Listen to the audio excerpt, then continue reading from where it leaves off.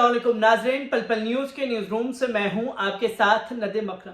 दोस्तों, G20 सम्मेलन जो है वो भारत देश में होने जा रहा है, जिसको लेकर के हमारा मेन स्ट्रीम मीडिया ये बताने पर उतारू है और मोदी सरकार भी अपनी खुद ही पीठ थपथपाने पर लगी हुई है कि G20 सम्मेलन भारत में करा करके भारत की कितनी ताकत बढ़ रही है इसको दिखा सके, और इसी के आधार पर 2024 में चुनाव की नैया भी पार लगाई जाएगी। पर इस चुनाव की नैया में जो G20 सम्मेलन का खेल खेला जा रहा है मोदी सरकार द्वारा, उसमें बड़ा ग्रहण लग चुका है, और वो ग्रहण किसी और ने नहीं बल्कि अमेरिका, ब्रिटेन और कनाडा ने लगा दिया है, जिसमें मोदी सरकार को तगड़ा झटका दिया है। किस तरीके से तस्वीरें G20 सम्मेलन की सामने आ रही है, आपको बता दें कि भारत की मेजबानी में चल रहे G20 की बैठक में भारत को एक और झटका लगा है।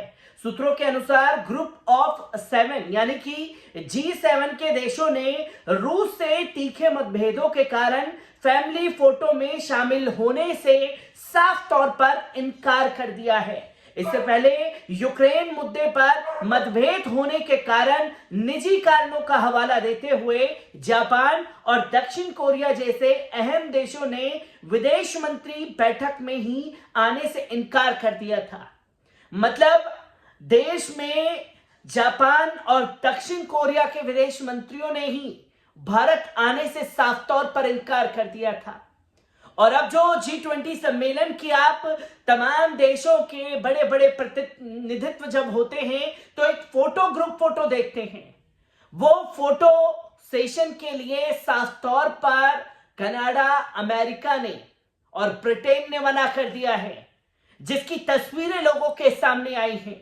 चाहे आप ये बताते हैं देश में, दुनिया में कि मोदी जी का डंका इतना बज रहा है कि वो जिस भी देश से जो बात करते हैं वो देश फौरन उनकी बात को मानने के लिए तैयार हो जाता है।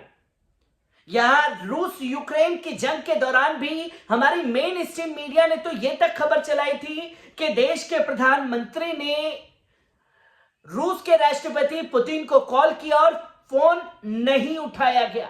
जब इतनी बारीकी से जानकारी सामने आ रही थी, रूस के राष्ट्रपति देश के प्रधानमंत्री की बात मान रहे हैं, तो ग्रुप फोटो सेशन के लिए देश के प्रधानमंत्री किस तरीके से तमाम देशों को मनाने का काम करेंगे, यह भी देखने वाली बात होगी। आपको बता दें कि एक रिपोर्ट के अनुसार दिल्ली में चल रही G20 बैठक में भाग लेने वाले ग्रुप ऑफ 7 देशों के विदेश मंत्री रूस के विदेश मंत्री सर्गेई लावरोव के साथ फोटो फ्रेम साझा करने के लिए तैयार नहीं होंगे। G20 विदेश मंत्रियों की बैठक में यह लगातार दूसरी बार है जब पारंपरिक फोटो सत्र नहीं आयोजित किया जाएगा।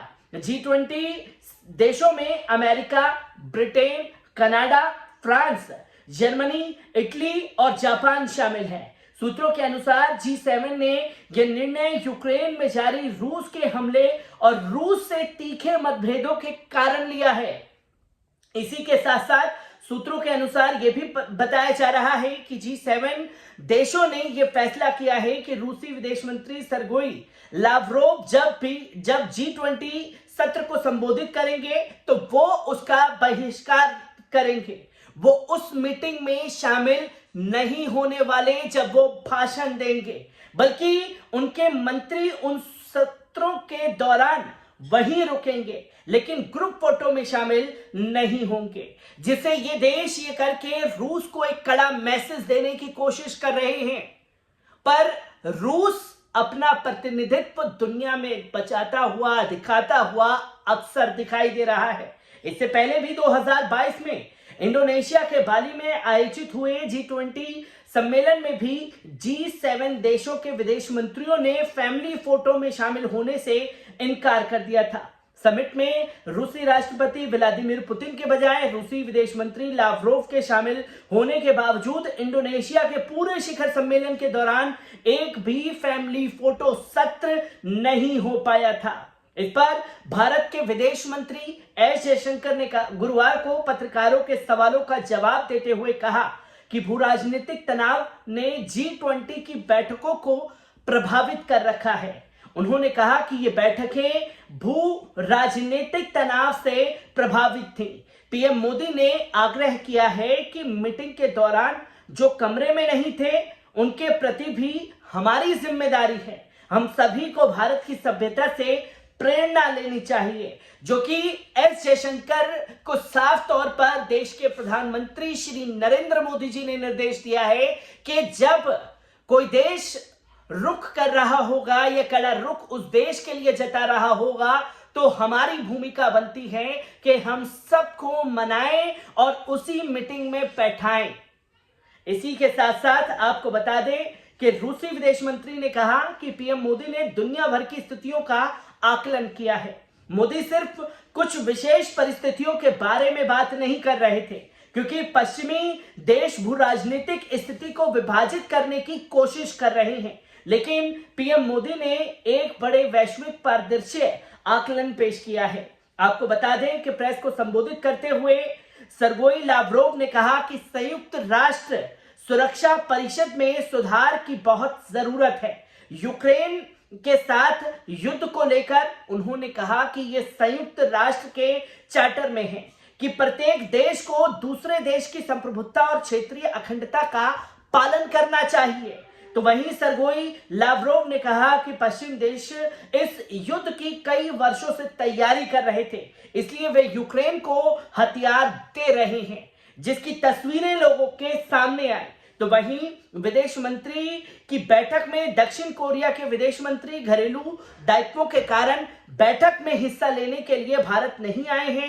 इसके अलावा जापान के विदेश मंत्री भी G20 मीटिंग की बैठक में बजाय संसदीय कार्यों को प्राथमिकता देते हुए भारत आने से मना कर चुके हैं। इस बैठक में जापान की ओर से उप विदेश मंत्री हिस्सा ले रहे हैं, जिसकी तस्वीरें लोगों के सामने आएंगी। तो वहीं पिछले सप्ताह बेंगलुरु में हुई वित्त मंत्रियों और केंद्रीय बैंक के गवर्नरों की बैठक में यूक्रेन मुद्दे पर असहमत होने के कारण संयुक्त बयान जारी नहीं हो पाया था।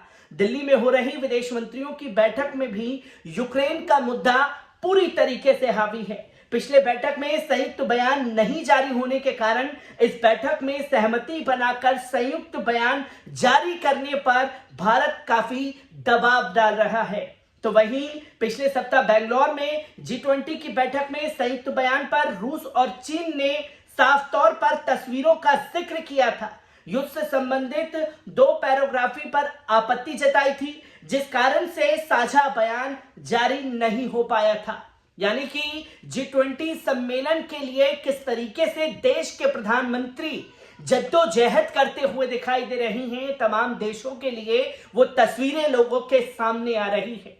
पर एक बड़ा झटका जो है देश के प्रधानमंत्री श्री नरेंद्र मोदी जी को लगा है, जिस तरीके की शर्तें अमेरिका, ब्रिटेन और कनाडा ने रखती हैं, और एक बड़ा दबाव बनाने की कोशिश की गई है मोदी सरकार के ऊपर कि कहीं से रूस की एंट्री G20 सम्मेलन में ना हो पाए।